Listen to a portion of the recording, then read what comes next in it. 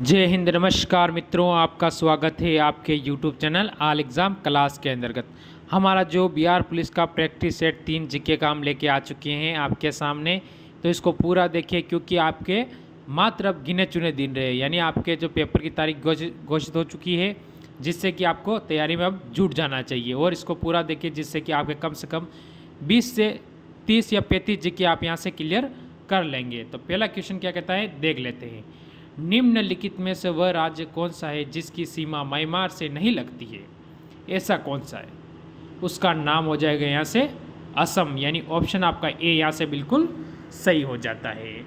अगला question, IPL 2023 में शतक लगाने वाला पहले भारतीय कौन बने? यानी 23 के अंदर पहला शतक लगाया था, उसका नाम क्या है?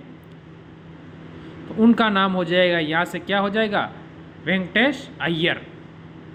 ठीक है, ऑप्शन आपका यहाँ से बी बिल्कुल सही हो जाता है। अगला क्वेश्चन देखते हैं, ई दाखिल पोर्टल किस केंद्र मंत्रालय में एक पहल है? ठीक है, तो कौन से मंत्रालय के अंतर्गत है ये बतानी है। उपभोक्ता मामले मंत्रालय, ऑप्शन आपका यहाँ से ए बिल्कुल सही और सटीक उत्तर बनता है। अगला क्वेश्चन, अज्ञात शवों की पहचान के लिए डीएनए डेटाबेस तैयार करने वाला पहला राज्य कौन सा है? अज्ञात यानी जो किसी का पता ना हो, वो हो जाए हिमाचल प्रदेश।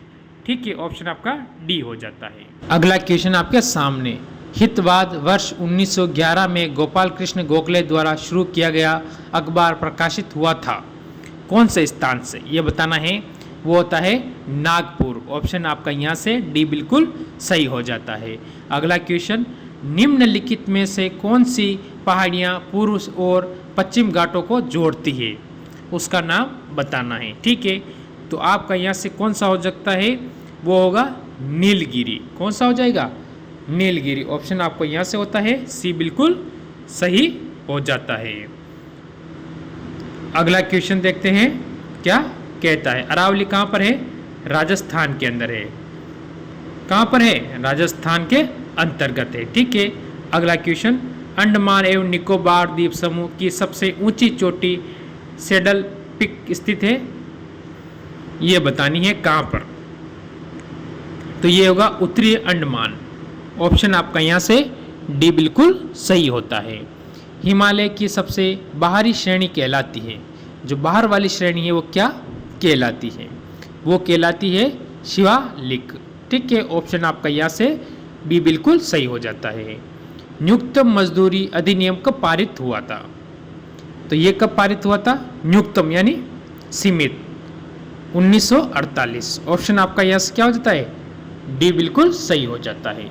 अगला क्वेश्चन, निम्नलिखित में से किसे वर्ल्ड बैंक की सॉफ्ट लोन विंडो कहा जाता है? किसे कहा जाता है ये बताना है आपको। तो यहाँ से हो जाएगा अंतर्राष्ट्रीय विकास संघ। ऑप्शन आपका यहाँ से क्या होता है? ये बिल्कुल सही होता है।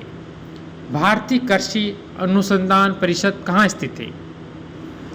तो यहाँ से कौन सा होगा? कानपुर, नई दिल्ली या लखनऊ? तो यहाँ से होता है नई दिल्ली। ऑप्शन आपका यहाँ से बी हो जाता है। झुकी लाट के लिए प्रसिद्ध शीशा स्थित है कौन सा? ये बताना है। तो यहाँ से हो जाता है इटली। ऑप्शन आपका यहाँ से सी बिल्कुल सही और सटीक उत्तर बन जाता है।